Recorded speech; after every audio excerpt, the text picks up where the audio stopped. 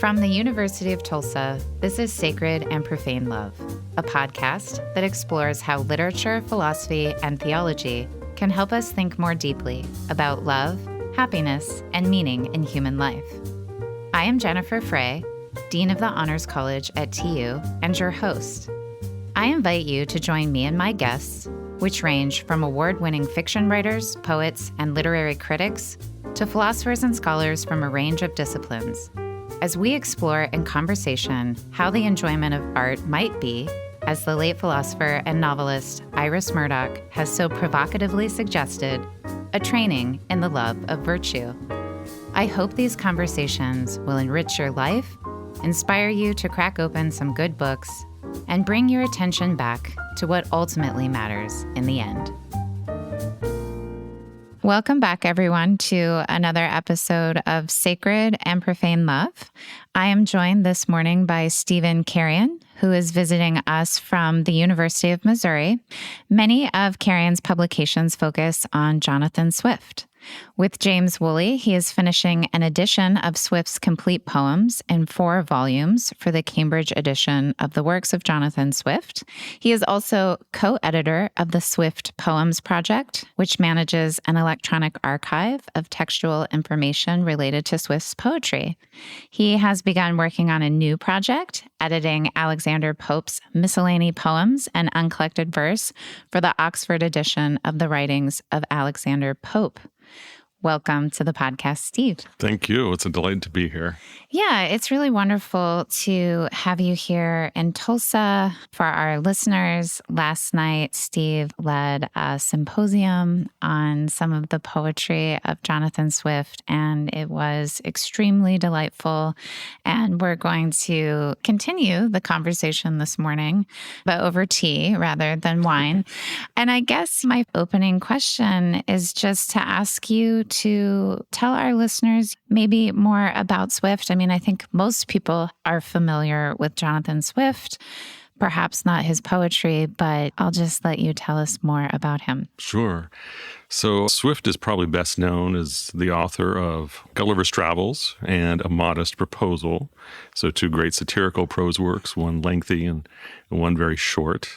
They employ a lot of irony and satire, and they've remained interesting to people and fascinated readers for decades. Swift was, though not a professional writer, he did not make a living by his pen. He was a clergyman, and that surprises a lot of people who read his work to realize that he was a priest in the Church of Ireland who aspired to be a bishop in the Church of England but did not get an appointment. Maybe he was too much of a wild card. And he wrote polemical political tracts, attacked people in power, defended the Irish economy from a brass coinage that was going to be imposed on it, and wrote satirical poetry, serious poetry, silly poetry, poetry that was about 2 friends, and just a range of it, actually well over 300 poems, which is quite impressive. I was wondering, was he known in his day as a poet? So it's an interesting arc that he has because he wrote poetry his whole life. But if you go to, around mid-career, the prose was much more prominent in his work. And actually in the later part of his career, he gravitated more towards poetry. So the bulk of his poems, and especially his most important poems, are toward the end. There's all sorts of poems that are fascinating to read. If somebody wanted to start with a longish poem, which is interesting as an insight into Swift himself, there's a poem he wrote toward the end of his life, 1730s, when he's over 60 or so years old, and it's called Verses on the Death of Dr. Swift. So he imagines his death, and he imagines what his friends and his enemies will say about him, and how a stranger might even remember him and what he might say. And it's dazzling and fun, and it's serious and ironic at the same time. It's settling some scores with some enemies. It's quite extraordinary. I mean, even just to write a poem about what people will say after you die. Yeah. I have now read maybe 10 of Swift's poems, so I'm certainly far from the apparently 300 that he produced. But when I think of Swift, I don't think of a poet. Yeah. I guess I'm wondering how big of a failure is that on my part? My ignorance there. I mean, do most people recognize him as a great poet? I think there are actually a lot of modern poets who have commented on him as a significant poet. I think especially Irish poets. Mm-hmm. I think there's an aesthetic. I mean, the one thing I'll say, and to your listeners who might be interested, I think a lot of people who study English literature and are familiar with English literature, and even well-read people, might think that there's a big gulf between, let's say, Milton and Wordsworth. Mm-hmm. And it's a shame because there's some great poetry in between. I mean, Swift, his contemporary and friend Alexander Pope, wrote some astonishing poems in a huge range. Mm-hmm. John Dryden, who is closer to Milton's era, and also weird, oddball poets of the long 18th century, as it's called. Christopher Smart wrote some interesting religious poetry. There's women poets like Anne Finch, Lady Mary Wortley Montagu. So there's a lot of stuff out there. Mm-hmm. So I encourage listeners to explore, get an anthology or something, and dip into all sorts of poetry of this period. Well, I think most people would recognize Pope, right? Yes. They maybe don't read him anymore, but yes, I think they would know about him, yes. Yeah, I mean, maybe you're going to read some Pope in high school or perhaps in a great books curriculum. Yeah. And possibly you're going to read Swift in high school as well, but not his poems. That's right. That's right. It may be partly because the greatness of his prose overshadows, that is Gulliver's Travels or something like that. It really overshadows the poetry. Mm-hmm. And I think it's because the poetry, and this is true of some of the poems I sent you, they don't necessarily fit into some expectations that we have about what poetry is or should be. So no, they don't. He works against those expectations even in his time and I think to the present. The first person that I thought of reading Swift's poems was Billy Collins. Yeah. Because you have that same feeling. And I love Billy Collins. Just such a pleasure and a joy reading him. But you read a Billy Collins poem and you're like, oh, I didn't realize poetry could be so low. Yes. Right? That's right. But of course it can. Yes. And that's the genius of it, is that it's right there in the profane, everyday That's right. thing, that the things that seem unworthy of poetic verse, and yet here you are writing a very beautiful poem about your cigarette. Right? And it's not beautiful because it's spoken of in idyllic terms. It's not idealized. Right. But you certainly appreciate your cigarette on a level that you did not prior to the poem. And also just this resonance with everyday life. Absolutely. Swift has this wonderful short poem called A Description of the Morning. You can find it online easily, and it's very brief. And he's imagining what the morning is really like. Mm-hmm. And he talks about things. The ending is great because it's schoolboys lag with satchels in their hands, right? Mm-hmm. So they're not rushing to go to school. Mm-hmm. And it talks about a man stealing out of the room where he had been sleeping with his servant. Mm-hmm. So he gives the truth, but it is painted in a kind of naturalized way. Mm-hmm. And I think, to pick up on your point about Billy Collins, I think the big difference is that for Swift and poets of his time, they still accepted notions of poetic decorum, meaning you would have a poem about something very high in a certain style, and you could have something low, but it would be in a certain appropriate genre for that. I see. But then to start mixing them a bit plays with that. So to use epic language or epic devices, and yet to be talking about something as low as you could actually conceive of a poem doing, that's, I think, where there's an interesting mix. And it's more jarring in a way than a modern poet, because in a modern poet, or they might just write about anything like a cigarette or something like that, or a wheelbarrow or something. So with Swift, I think it's a bit surprising for people that somebody in his day was doing this and yet still embracing some of the higher devices and techniques. Yeah, but also being funny. Absolutely. Right? I mean, it's really hilarious stuff, at least some of the stuff he sent me, and quite vulgar. And it is in this, certainly for a modern reader, kind of high poetic style, but it's of everyday vulgar things that are hysterical. And there's this kind of ironic, playful tone to it that Yeah, I mean, you don't expect, but at least I appreciate, in part because I think that every day is worthy of contemplative attention. Yes, absolutely. And it doesn't all have to be about famous sea battles. That's right. That's right. or great figures. Yeah. So he wrote 300 poems. He's an administrator. He's a cleric. He's a man of letters. He's a political writer as well. Right. He's engaging with the issues of the day in a very contentious and sometimes partisan way. Yeah, I think he's most recognized as a satirist. Mm-hmm. And I just wondered if you could talk about that, what he does with that form, the satire, and why he is so often characterized as one of the great satirists and how that relates to his poetry. Sure. Well, I think like any great satirist, he has a bit of a worldview, you might say. I mean, he sees corruption, vice. He not only wants to condemn it, he does want people to do better, but his experience has taught him that humanity probably won't do any better. But there's still now and then hope. There's still now and then individuals who maybe are models or at least are doing things right or at least not destroying their community. So there is a kind of idealistic streak there. I mean, for anyone who is that bitter and angry, they could just give up. Mm-hmm. But instead, he wants to expose what he thinks is detestable.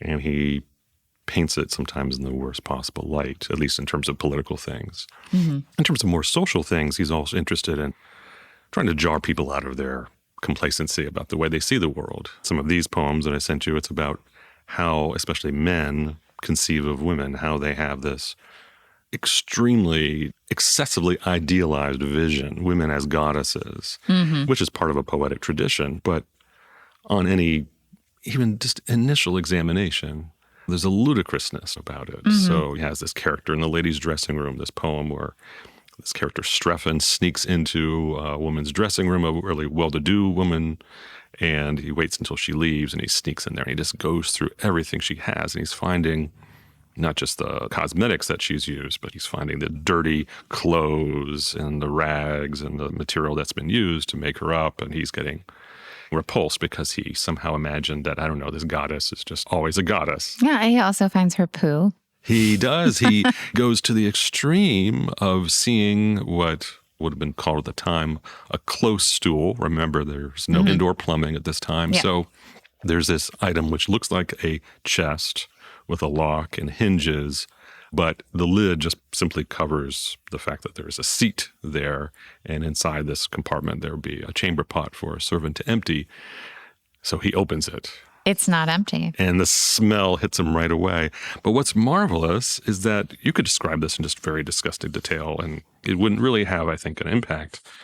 But what Swift does is he narrates it. So after describing the basics of this chest, this cabinet to vulgar eyes, it says that for Stephen ventured to look in, resolved to go through thick and thin, almost suggesting he's this brave adventurer. Thick and thin is an expression which I think takes on disgusting overtones given the context. He lifts the lid, there needs no more. He smelt it all the time before.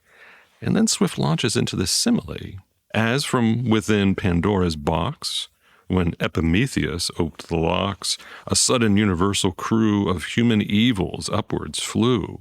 He still was comforted to find that hope at last remained behind. So Stephen, lifting up the lid to view what in the chest was hid, the vapors flew from out the vent. But Stephen, cautious, never meant the bottom of the pan to grope and foul his hands in search of hope. Oh, never may such vile machine be once in Celia's chamber seen. Oh, may she better learn to keep those secrets of the hoary deep. And that's a quotation, that last line from Milton's Paradise Lost. So, marvelous description. Again, the high and the low is just jars right there in that passage. No, I mean, it's really, really hilarious. And this part of the poem finishes with this Stephen sort of awakening to the fact that Celia shits, right? Yes. I mean, she's just... Devastating for poor Strephon. It is devastating. Yes. But it's all done in this witty, sarcastic, humorous sort of way. Yes. And it's quite brilliant, I think. And like I said, it's hilarious. Well, maybe this is a question rather than a comment. I mean, was this sort of poetry common, or is he doing something different?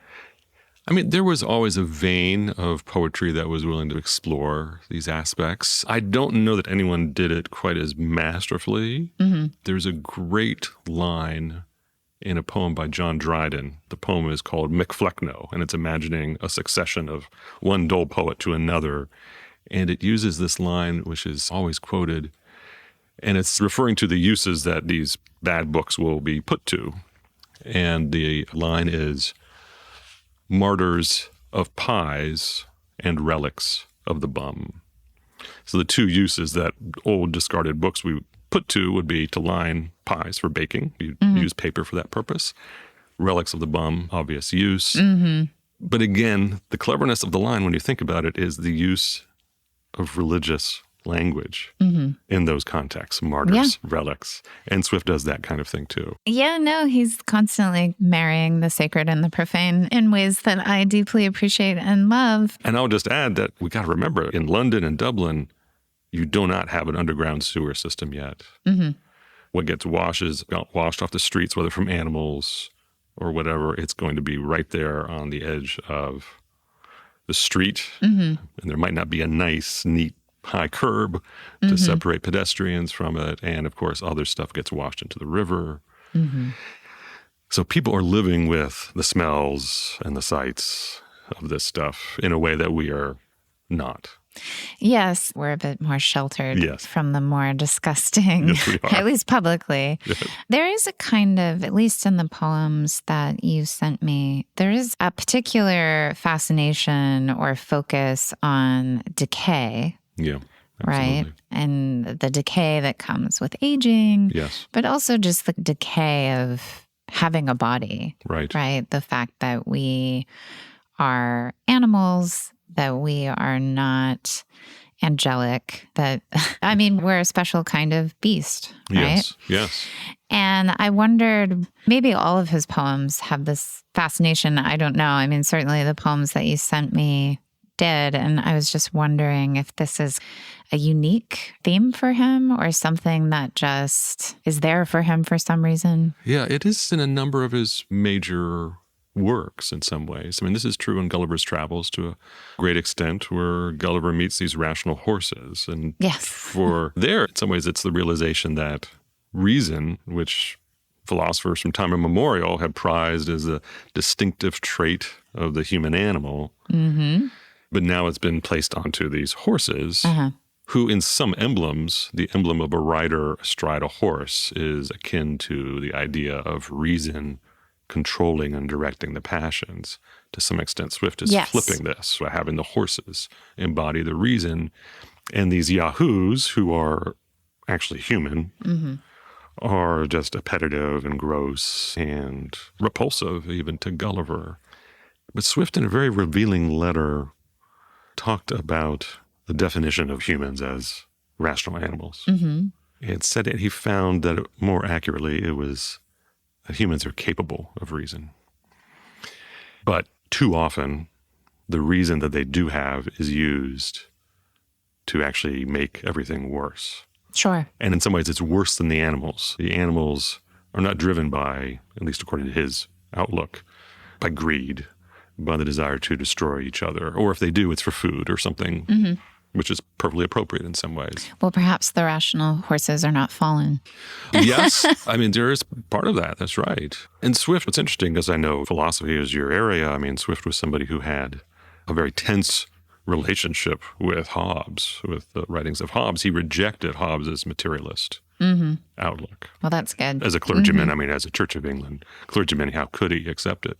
But I think he had some fear and maybe discomfort on some level by thinking that some of Hobbes's moral teachings about the nature of humanity might well be true. That is, most people are driven in appetitive ways and therefore are destructive, and they do not act morally. When, of course, he is also wanting to exhort his parishioners and everyone else that they should shun vice, they should be virtuous. But he also knows from experience, unfortunately, that too many people do not do that. Well, sure. I mean, Aristotle, of course, who's not a Christian. Right.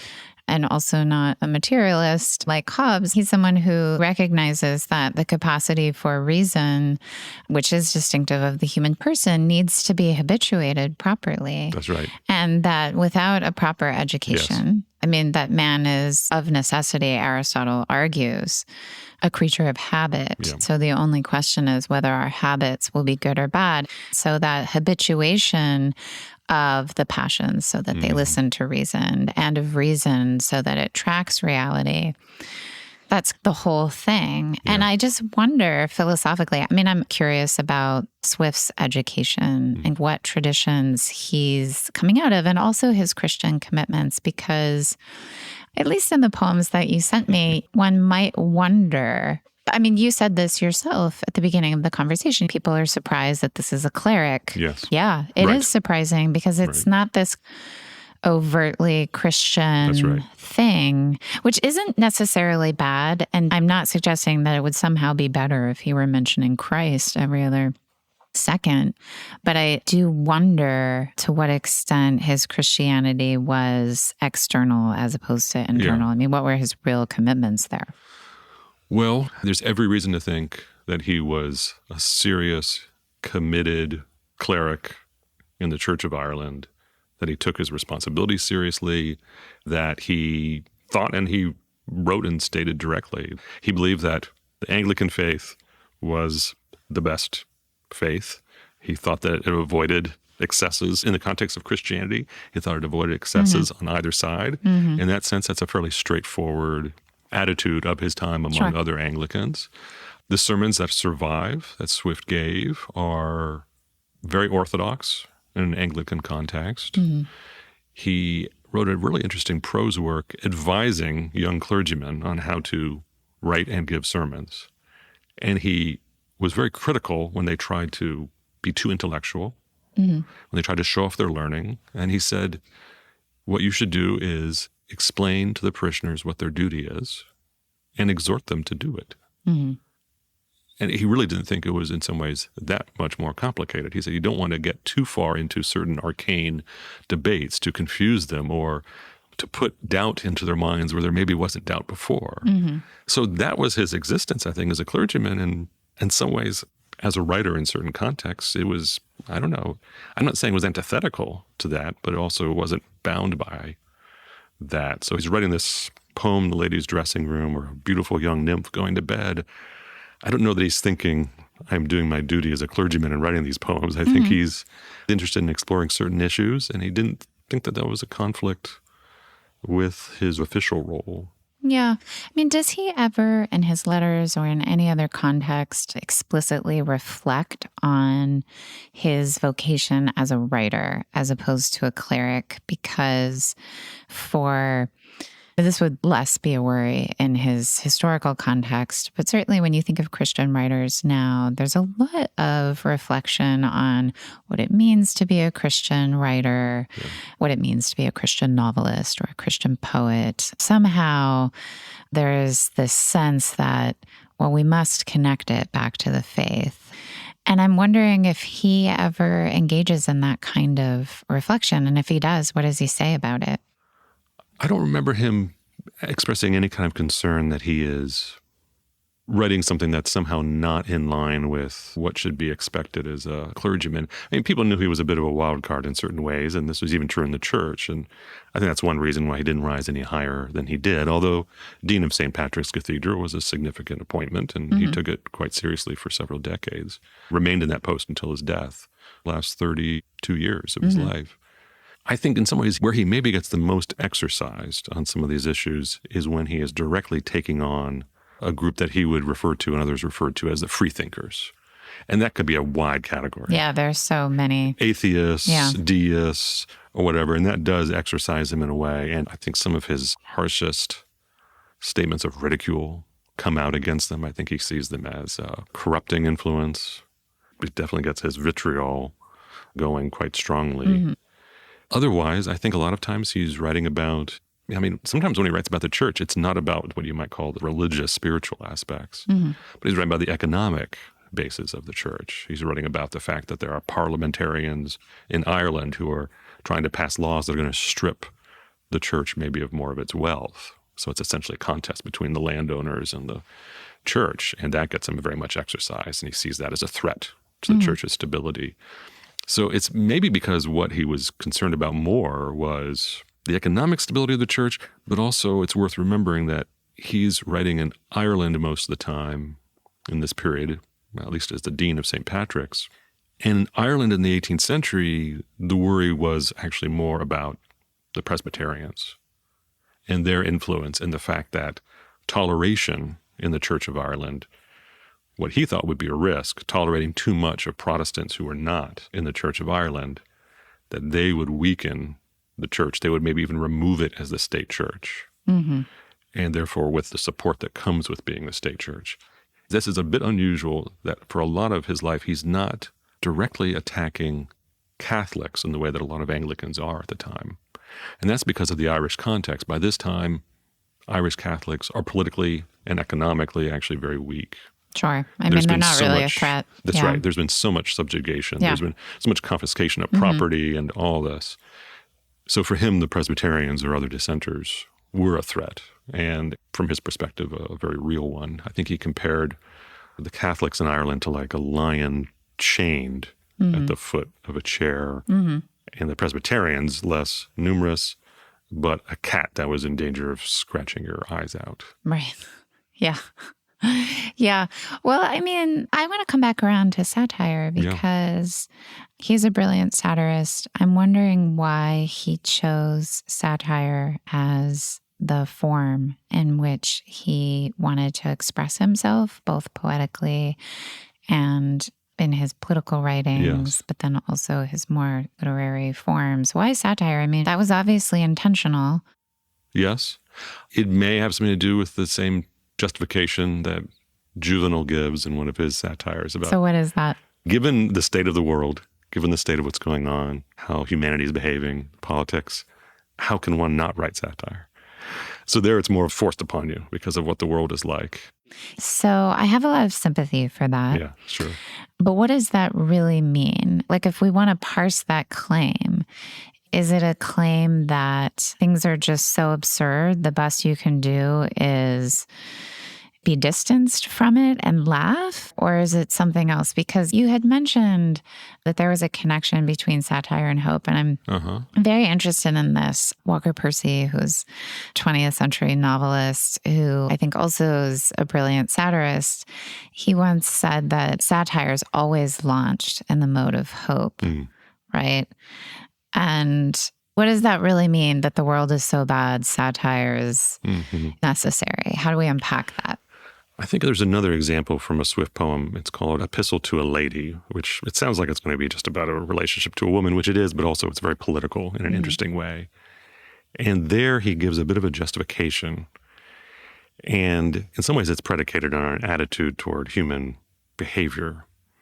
And there it's the idea that satire will prod people. It'll be almost like a little bit of a jolt. And it has a best chance of getting them to behave better and behave differently. Maybe it depends on a sense of shame and a sense of like being exposed to the public is something that somebody would not want to have. So he talks about it as getting the spirits working. If I kind of prod you, if I needle you, if I just tell you to do better, that's not going to work. But if I use a little bit of shame, a bit of ridicule, that ridicule actually can be productive. And he's drawing this actually from Horace. So it's not a brand new idea, but he's reviving it for his purposes. So he seemed to think that that was true. Whether it was true, there's a different question, whether it actually works. I mean, there are people who write about satire saying it's really like a lightning rod. It just takes the energy and kind of neutralizes it so people can keep doing what they want to do. SNL might satirize somebody for years. Do they change the outcome of how people vote? Maybe not. Yeah, probably not. Well, it just goes back to these questions about what does he think that he's doing? You talked about his sermons being just very didactic and don't confuse people. Satire is probably the literary form that is most maximally likely to be misunderstood. Absolutely. People either miss it or they Absolutely. totally misunderstand it, or they just get so wrapped up in whatever emotions they feel when they encounter it that they can't even begin to analyze it well or poorly. So again, it's interesting to me if you're a cleric and you don't want to confuse the people. Right. Yes. Why use a mode that was bound to confuse them? And I think Swift's satires are in some ways even more baffling than many satires. I mean, some satires are very good about establishing a positive norm, right? You could have a satire where there's an explicit statement that this is what you should do or this is the model you should follow. But sometimes that norm is implicit. Sometimes it's largely absent. And even in a work like Gulliver's Travels, I mean, what the heck do you do with this book at the end of it? Are you supposed to follow Gulliver and go into the stables and just live among horses and then ignore your wife and family? I mean, that's what Gulliver does. Probably not. No, I don't think so. I don't think that Swift is saying that either. But I think he really does force you to think and grapple with these things. He's not going to make it easy. And I don't know. In some ways, it's a compliment to the human intelligence by saying, good luck to you, figure it out. But it also can be maddening for a lot of people. And he wasn't somebody who would publish a poem and then have a companion treatise or cheat sheet to help explain it. Right. He would just put it out there and move on. But it seems like he felt his friends, certainly, and the people he socialized with understood, and they knew where he was coming from. Of course, they got to speak to him and talk to him and read his works privately before they were published. So, yeah, he's operating in a totally different mode than when he is in the pulpit. Just to get back to his poetry, I mean, how does Swift want us to encounter his poetry? Like, who's he writing it for? What is his goal? I mean, he's also writing all different kinds of poems, so maybe there's not like some unifying theory of Swiftian poetry. But yeah, I guess I just want to hear more about Swift just as poet and to what extent satire and irony are functioning there. Well, as a poet, he wrote not just in a range of genres, but in a range of what you might call media. I mean, some of his poems were initially meant to circulate in manuscript only, or at least initially. And of course, at some point, they get copied and recopied, and maybe they end up in print, maybe against his wishes. Sometimes he intended them to be printed right away. Maybe they were topical. He wanted them to speak to an issue of the moment. I mean, in that sense, and this is very different for us, we would think of poetry and something like the newspaper as antithetical, as like polar opposites. But for Swift, no. Sometimes a poem was something to write and get out that week because the issue is very pressing, it's happening now, and this is the time to make the impact. And that might be a poem. It might be printed on a half sheet, sold for a penny. And that was a poem for him. Yeah. Poems were printed in magazines and newspapers. Poems were printed separately. I mean, this is actually a very different kind of thing. A somewhat lavish decision, much more expensive, would be to take what's called a folio. So you take a sheet of paper and fold it in half, or after you printed, that's a fairly sizable pamphlet, maybe not many pages, but a lot of white space. So it's a bit of a luxury item. Poems were published in that form. Some of his longer poems were. And there he's writing to a very elite audience because this is not something you're to buy casually. You're not getting a lot of words for your pence. So that's part of the arrangement. In terms of his, I don't think he really has a theory of poetry because of just the range of things. And some things he just wrote for his friends. Right. He has this great running gag with a fellow clergyman where he's saying things like, I'm answering your poem with a poem, but writing with my left hand. Well, my right hand is busy doing much more serious and important business. So he's pretending that that's what he's doing. Yeah, no, I love that. I mean, I feel like our conception of poetry now has morphed. It's narrowed. Oh, it's so narrowed. Yes. Like, who writes poetry for fun? Yes, that's right. Right? Or it's like somehow you have to be a poet. And if you're not a poet, right. how could you ever write poetry? And Yeah. just this idea of like tossing off totally frivolous poems to your friends for fun. It's fun. That's right. Something has been lost there. I mean, Swift admired and envied Alexander Pope. He wrote a poem about, I mean, he put it in a poem that Pope can fix more sense in one line than I can do in 6. And he desperately envies. He wishes he could be. So if he sets Pope as his model, he feels that he falls short. But then he also says, another part of this poem, that he refers to irony as something that I was born to use, to introduce, to refine its use. Yeah. So he felt that somehow spiritually, in a way, that irony was just an innate gift that he had, and he took pride in his ability. And he would use it with friends. He would say to friends sometimes after having dinner with them, "Good night, good wishes, and I hope to never see you again." Now, they got that. They got that but he liked to project sometimes that hostility, which masked actually a good deal of intimacy. Yeah, I mean, I have questions about the relationship between satire and irony and how that might figure for a Christian. So a later writer who makes wonderful use of irony, of course, is Kierkegaard. And I think a solid third of the Bible is poetry. So there's no question about the solidity of poetry. I mean, we all read and sing the Psalms as part of divine worship. But irony, I think, is more complicated. And again, it goes back to, I think, to its cleverness, right? And its distance. And it is that ironic distancing that maybe, I think wrongly, but at any rate, that makes it suspect or perhaps would lead people astray, or what role does this really play? Yeah. I mean, again, does he ever reflect on that? I mean, does he ever talk about the value of irony for the Christian? I don't know that he does talk about it for the Christian, although I think a lot of times when Swift is just writing about people in general, he's probably making the assumption that they are Christian. Sure. I mean, he doesn't need to make it explicit. Yes, I think that's... So maybe it's better to just think about it in terms of faith, right? Because certainly Socrates makes wonderful use of irony. And he admired Plato's dialogues. But again, right, that's a different context. Yes. And Socrates, of course, is like the philosopher, That's right. model. And Swift is not a philosopher. No. And he really had a lot of annoyance and contempt for any kind of systematic philosophical writing. He didn't have much patience for it. He didn't have much interest when it got into things involving technical terms. He thought it was jargon. He got bored and just lost interest. And he's not, I think, in that sense, a very systematic writer either. He has certain beliefs and core kinds of principles. I mean, irony is a device to accomplish something. It's a form of indirection.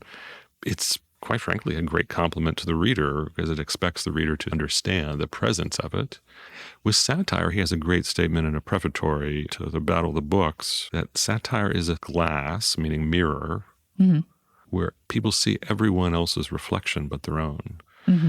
So he's also aware that there's a tendency that people have to not recognize how they might be implicated in something satirical. That's just something that's human nature. And I think he wants to push us and nudge us into a situation where we actually can open our eyes and see how maybe what he's writing about also implicates us, possibly with the hope of behaving better. And like any ironist, he wasn't always ironic and he wasn't always satirical. I mean, he has these moments where in that poem on his death, he talks about how fair liberty was all his cry. He's characterizing himself in the mouth of somebody else, which is a little bit ironic, but I don't think he was being ironic about that point. There's another great quotation that readers will be interested in, a collection of aphorisms called Thoughts on Various Subjects. He said, and this is a perennially significant statement, unfortunately, which is that we have just enough religion to make us hate, but not enough to make us love one another. Right. And that's obviously a sincere Christian saying this. He's not attacking the church. He's not attacking the faith. He is attacking, of course, the way people behave. Right. I mean, satire and irony, can you do satire without being ironic, or they just go together? No, you could. You could be satirical, which might be a much more direct attack.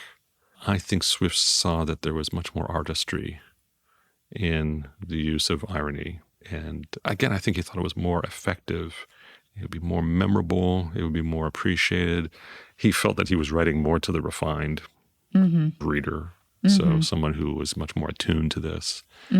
But yes, you could do satire without irony. Does he ever, as a poet, just allow himself to be earnest, where he doesn't He does. Yeah. Yes. I mean, I think a great example is one of the ones I sent you. Okay, let's look at a very earnest Sure. Swift poem. I mean, as earnest as it gets. Yeah. Maybe as earnest as it gets is probably something about... So which one do you have in mind? Was it one of these birthday poems? Yeah. I mean, and maybe especially the last birthday poem. So this is a birthday poem to a woman named Esther Johnson, whom Swift knew as a young child. I mean, knew as a teenage years.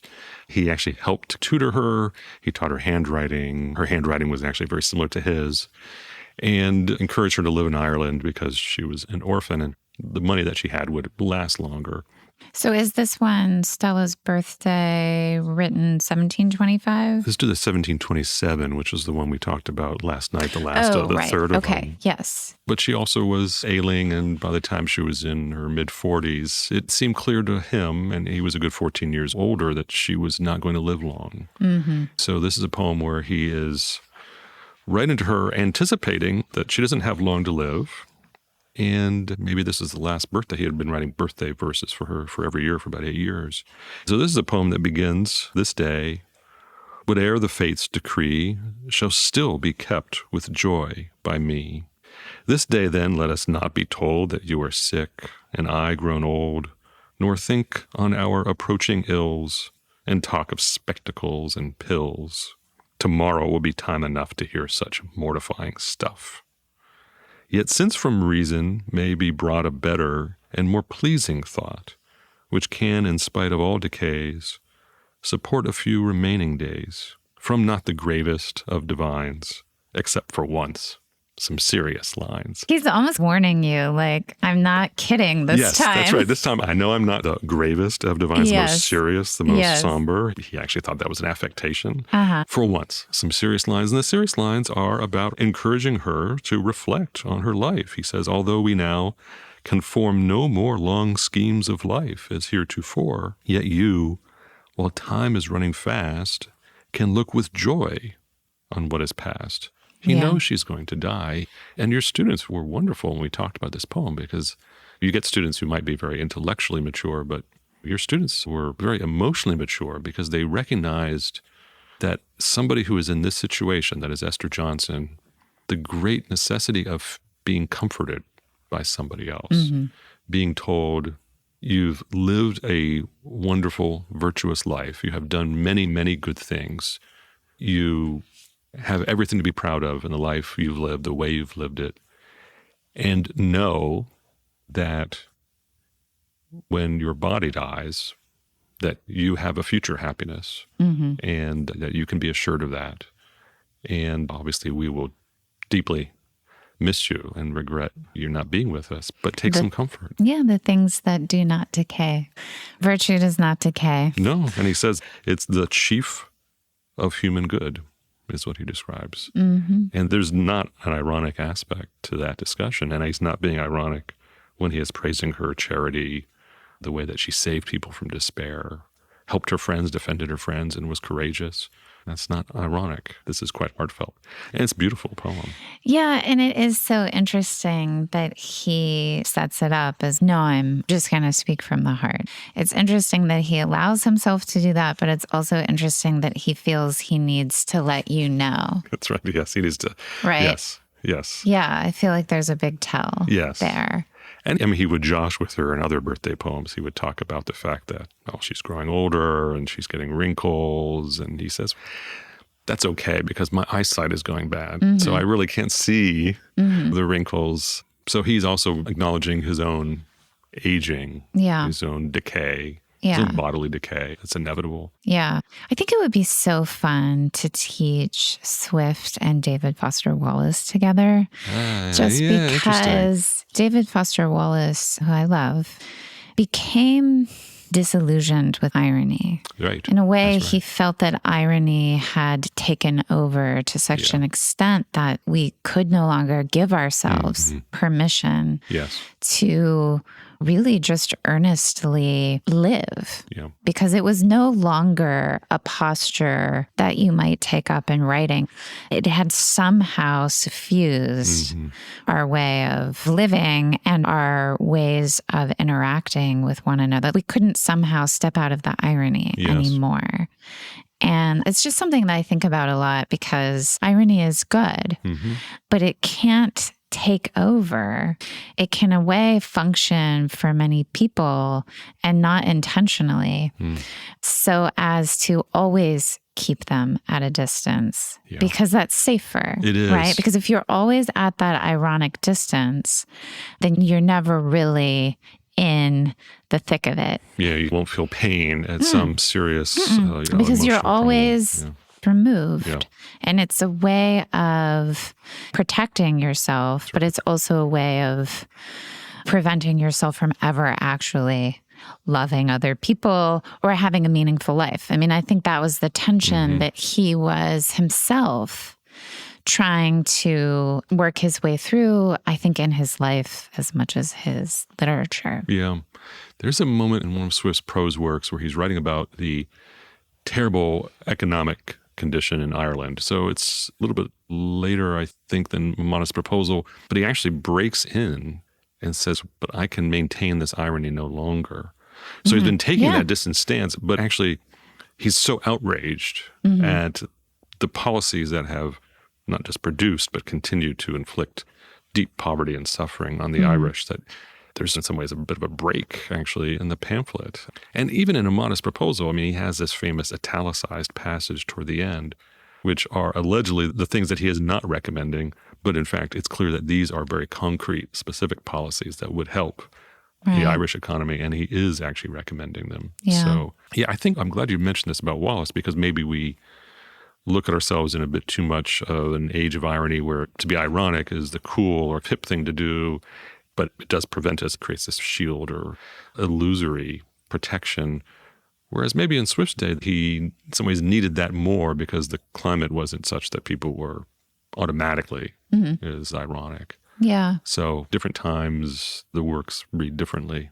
Yeah. And I mean, I think, again, it has to do with the intention with which you are being ironic or the intention with which you are ridiculing. I mean, satire is ridicule. You're ridiculing people in society, but hopefully, I think in the good case, it's not for its own sake. Right. Right? There's a reason. Yes. Yeah, Swift picked on some of the most powerful people. Right. I mean, at least in a lot of when he names people, he is identifying the most powerful individuals, the people who should be doing better, who owe it to the rest of us to improve things. Right. And that's why it's so tricky as a reader. Last night we were reading a poem about a syphilitic prostitute and debating about whether or not this was evidence of maybe some terrible issues he had with women. I don't know. I'm not a Swift scholar. I don't think it's obvious that it's a poem that's meant to just like pick on this poor woman. Yes. One, because why write that poem? But two, it's like he is calling our attention to things. And the question is why? Right? Why are we meant to pay attention to her syphilitic sores? Yes. The fact that she is having to deconstruct her body, which is falling apart and decaying. Yes. When she goes back to her attic apartment or bower. It's a disturbing poem. This poem is called A Beautiful Young Nymph Going to Bed. So the title is not, you've just heard the description of the poem Yeah, of course, briefly. it's deeply ironic. And that's the title, yes. There's a repulsiveness of detail. It's unflinching. It is disturbing. Much of it is especially about the effects, the actual physical effects of syphilis, which was a very real thing in Swift's day. And he actually writes about it in multiple places. He has another poem where he depicts syphilis almost like as this deity. Deity is Pithox the Great. So Pithox is just an anagram for the pox, the great pox. But this poem, A Beautiful Young Nymph Going to Bed, it's not just the graphic detail, but what is fascinating about it is she goes to bed, she goes to sleep, takes a pill to help her sleep because she's in such pain. And then it gets into her nightmares. So she has a consciousness. It's about her fears of being imprisoned in all sorts of different ways, of being transported to Jamaica, which there would have been presumably as an indentured servant, being accosted, being picked up by members of Protestant dissenting groups who, in theory, should be helping her and her situation, but actually he depicts them as sort of lascivious and wanting to take advantage of her. So I think if you took that away, the poem would be radically different. And maybe it would be difficult to justify it as something other than a cruel poem inflicted upon this, obviously a fictional person, but somebody representing real people. I mean, there were women in this plight. I think it's still a very jarring poem. I mean, I think it's difficult to come down one way or the other. I think it's a poem that invites our pity, our admiration, as one of your students was noting. I mean, she is in this terrible plight and she keeps going. She keeps at it. She gets back up in the morning and tries to reassemble. Tries to reassemble. As best she can, given things that have happened in the interim. But I think there's also a level of disgust that he wants to put in our faces. But in some ways, it's a poem where he's saying, this is part of the world around you, and you can't really pretend. I mean, people in the cities, I mean, he's writing about London, but it could be in Dublin. This is part of what's happening around us. Now, he does not advocate in that poem, and in a lot of his poems, he doesn't advocate for a particular thing to do about it. So you're left with it. Mm-hmm. The poem ends on a point of disgust, and then what do you do? Mm-hmm. And I guess that is up to the reader to make a decision. Yeah. I mean, we need to try to wrap up the conversation. So I want to ask you, I mean, you're obviously a Swift scholar. I am not and never will be, and most of my listeners will not. But to close things out, I want to invite you to make the case for not just reading Swift, but in particular reading his poems, because I think that's something that probably we're not doing. Mm-hmm. So what is the value there? You will be entertained, surprised, shocked, amused, delighted at different turns. Go pick up a volume of selected poems if you want to. You can find some of the paperback of the complete poems. Just give yourself over to discovering really a brilliant mind, somebody who has great control of voices. One of the things we didn't really talk about because I didn't give poems, but he has poems where he takes on the voices of people. He has a poem where he takes on the voices of his servant and just captures the rhythm of her dress and puts her in all sorts of amusing situations. I mean, it's just a delight. So he's a great ventriloquist. He can be angry, but in a bitter, brilliant, hilarious way. He will shock and delight you. It'll be a great experience. You'll have a lot of fun. And he's occasionally earnest. And he will be occasionally earnest, especially when he's talking about his friends and people he deeply cared about. Yeah, absolutely. A great poet of friendship. Yeah. And one more plug I'll just give. We have such a tradition in Western literature, especially about romantic relationships between men and women, love in a romantic sense. But we have so few about friendship that is not in any way sexual or involved in something like a romantic relationship between men and women. And these poems about Stella are so unusual, unfortunately unusual, in having a male poet write about a woman he deeply admires as a person and writing about their imperfections and failings and aging. But these are poems of friendship from a man to a woman. Yes, I agree. And I found them quite moving and beautiful and just so striking because you paired them with these more sort of, what word am I looking for? Low poetry, vulgar, but funny. Mm-hmm. I mean, I think he has a very light touch in his poems. Yeah. Great handle of tone. And, that again, I really appreciate. And it just reminds me of Billy Collins. I mean, they're so different, but the reason for the connection for me at any rate is that he has such a light, humorous touch. Yes. But his poems are still beautiful. Yeah. I think that's a real poetic genius when you can do that because a lot of important poetry feels very important. Yes. I mean, I'm about to teach Dante later today, and of course it's incredible. Absolutely. But it also just has this kind of gravitas that it can never get out of, which is fine. That's how it is. It doesn't detract. And it doesn't detract from the genius of Dante, and I'm not suggesting that. So listeners, you don't need to be upset with me. I love Dante. Me too. But I do think that this ability to have this light touch in the kind of everyday things like excrement and the balms and salves and the syphilitic sores and just the things that we do not expect to find in poetry. And to have this kind of light, funny, loving touch with it. It's delightful. Yeah. It is shocking, but it's also funny. And then you keep reading and suddenly he's writing about his love for a woman, which is not inflected with these romantic... Right, or idealizing her as a goddess. Or idealizing. Yeah. I deeply appreciate that because I think that people... when they think of poetry, they think they're in the mode of idealization, of perfection, of a certain conception of beauty, which is fine, but can also mislead. Because I think if you can find what is beautiful in your morning cigarette or in the chamber pot, that is a gift. It is. So maybe for listeners, Swift might expand your notion of what is poetic. I think it does. And I'll just add, Byron thought Swift had the best rhymes. So that's not bad endorsement. Yeah, for sure. For sure.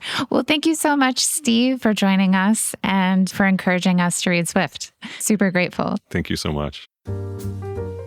You have been listening to Sacred and Profane Love, a podcast hosted by the Honors College at the University of Tulsa. To learn more about the Honors College, please go to our website, utulsa.edu/honors. To learn more about this podcast, you can check out its website, sacredandprofanelove.com. On the website, you'll find an archive of all our past episodes and guests, and also a blog where we post news related to the work that we do. You can also follow the podcast on Twitter, where our handle is @eudaimoniapod. Finally, if you would like to support this podcast, you can go to patreon.com/eudaimoniapod. Patrons receive podcast swag and subscriptions with our literary partners, The Point Magazine, Switchyard Magazine, and The Lamp Magazine. We are grateful to our partners for their ongoing support.